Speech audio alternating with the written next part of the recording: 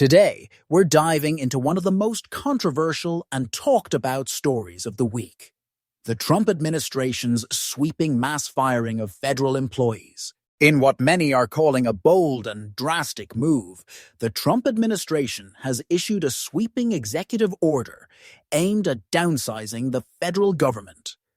This order specifically targets probationary employees, those who have not yet secured the full protections that come with civil service status. The stated goal? To cut government expenditure by eliminating roles that are deemed non-essential. But as we'll see, the impact of this decision goes far beyond just saving money. Agencies that have long been at the forefront of public service are now facing major staffing cuts. For instance, the Centers for Disease Control and Prevention, a critical agency responsible for managing public health crises, is set to lose approximately 1,300 employees. Critics argue that such a reduction could seriously undermine the CDC's ability to respond to disease outbreaks and manage public health emergencies. Similarly, the Department of Housing and Urban Development, or HUD, is poised for a dramatic workforce reduction of nearly 50%. This isn't just about numbers.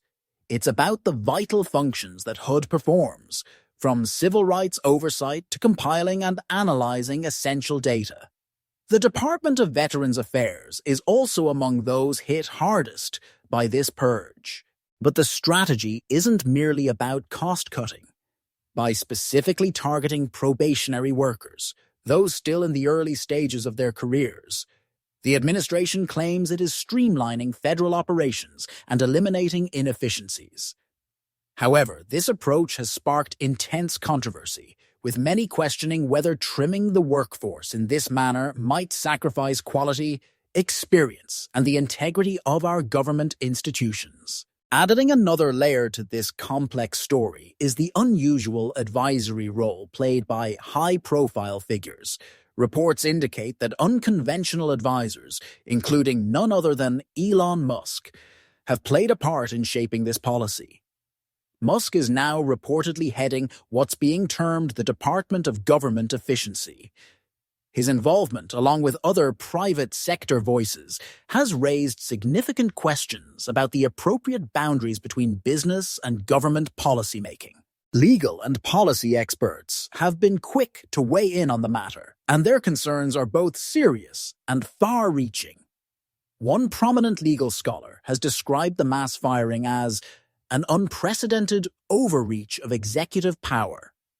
The argument is that bypassing established federal procedures for dismissals, notably those protecting roles designed to ensure checks and balances, could fundamentally undermine the rule of law. Federal law mandates strict processes when it comes to firing employees, especially those in oversight positions.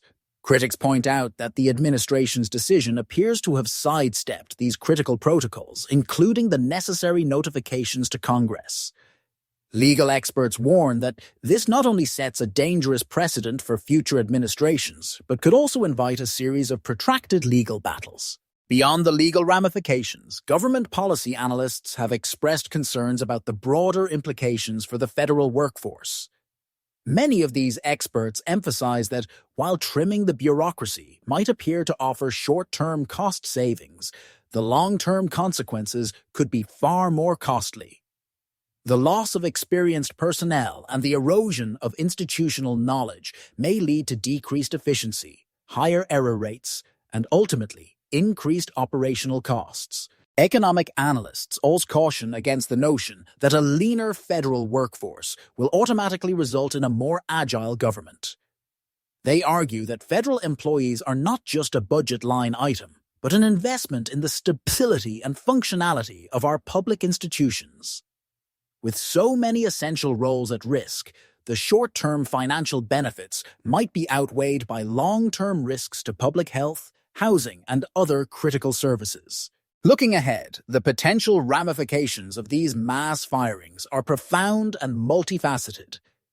In the immediate term, the significant reduction in staffing at key agencies raises serious concerns about the continuity of essential services.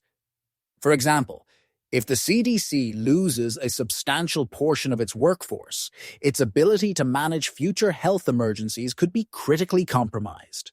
Similarly, the drastic cuts at HUD may slow down or even derail important civil rights initiatives and housing support programs, affecting vulnerable communities nationwide.